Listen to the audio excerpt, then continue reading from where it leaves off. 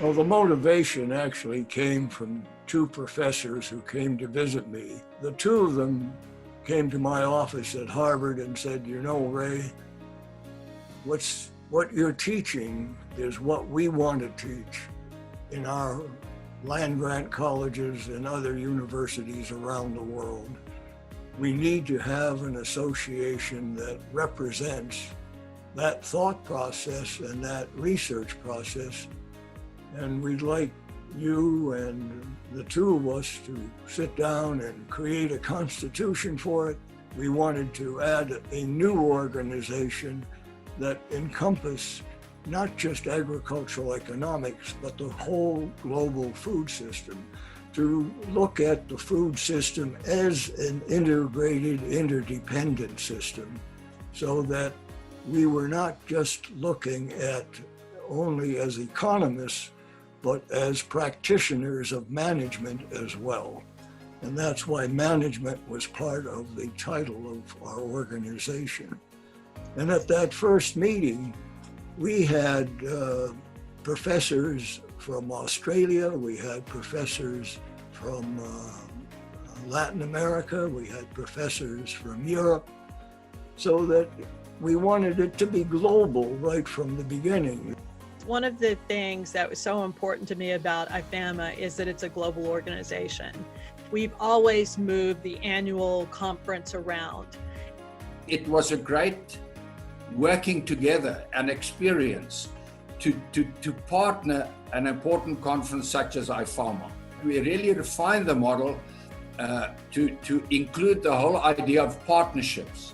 It also led to some interesting international linkages that we could build on the Argentinian conference and the Rotterdam conference that actually followed. I want to go back to my first conference. The first thing that struck me was the true interaction between industry and people in the operational world, where I came from, with people in the academic world, where I moved into. You could rub shoulders with top CEOs. I remember I met the CEO of Unilever, of Rabobank,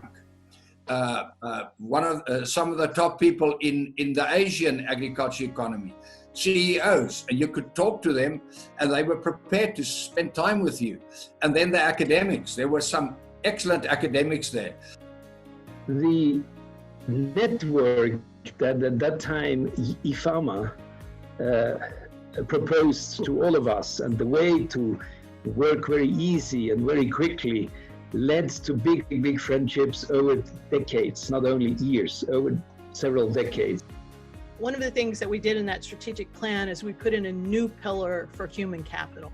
What does IFAMA do? We bring together the academic community, we bring together industry, and bring together students. And it's really about developing that next level of human capital. Provided initial funding when I was with Farm Foundation. We provided the initial funding for the case study students to be supported to attend the conference. Well, I got in the organization probably about 10 or 12 years ago. I went to one of their meetings. I attended both the academic symposium and also the industry forum. And what I came to see was there were all these great students, and the interaction with the students, and I saw there was an immense talent that was there. And I, as a CEO of a company that was operating globally, it was a great chance to be able to find some talented folks to come into my organization. To me, this is what IFAMA is about, to connect youngsters with very successful people in industry, and it can sort of lead the way for our own futures and our own careers.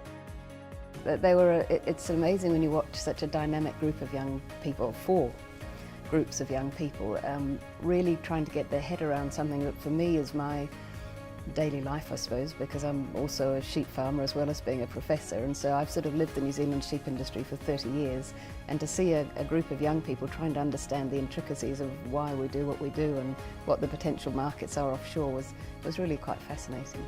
And it was wonderful just to watch their energy and their ability to actually sort of think something through, often for some of them in a product and a market they knew nothing about to start with.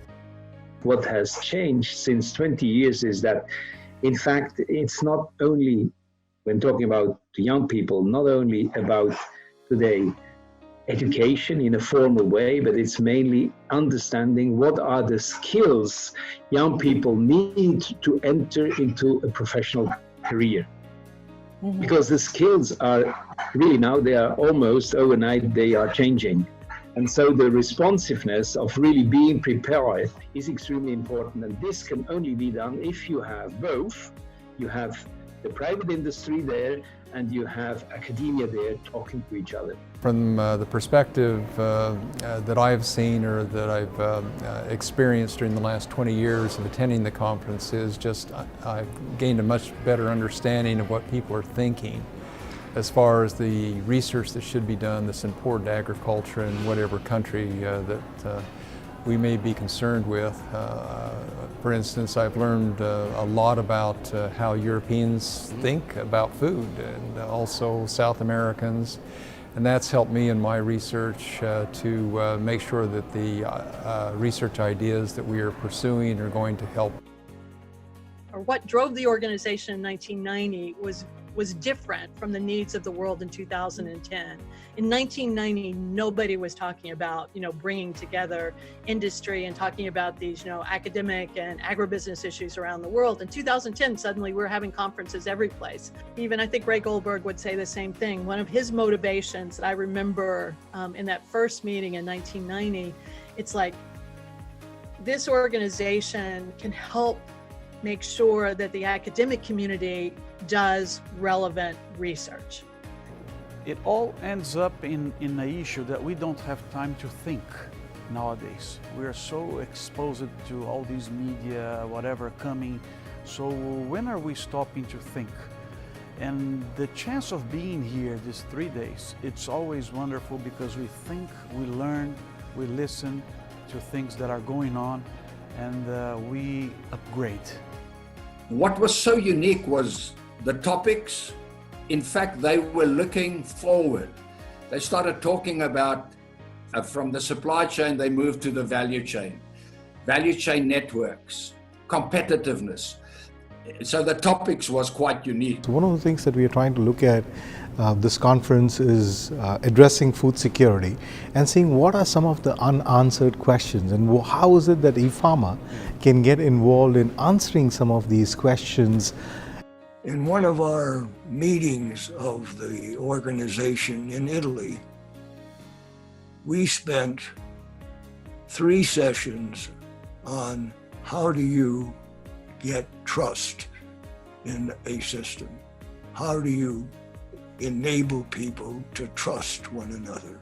People who want to make a difference in how the environment works and how we eventually do a better job of maintaining the health of plants, animals, and human beings. And to me, that's huge. And we need that kind of relationship in our world today more than ever. And I think that IFAMA has a huge role to play to show that people can work together. The slogan that I will never forget is that we feed the world. And that always made me very proud to be associated with IFAMA, because we all participate in one of the most basic activities in life, and that's feeding people. And what else than feeding the world and keeping also the world for the future generations? How many things do you perceive that can help or improve peace possibilities? Happy 30 years IFAMA and all the members, but my wish for another 30 successful and happy years. Happy 30 years and wishing many, many more of bringing healthy food to the world. Happy 30th birthday, IFAMA. Tanti auguri a IFAMA and happy birthday for the next 30 years. Happy birthday, IFAMA. Happy birthday, your 30th birthday, IFAMA. I'm so pleased that you arrived at this stage, and I wish you well and hope that it's only the beginning. Yoo-hoo! IFAMA, go for it. Never stop. You changed my life. I wish that you change the lives of many other people, especially young people that are entering the ag and food business environment. So congratulations, IFAMA, congratulations.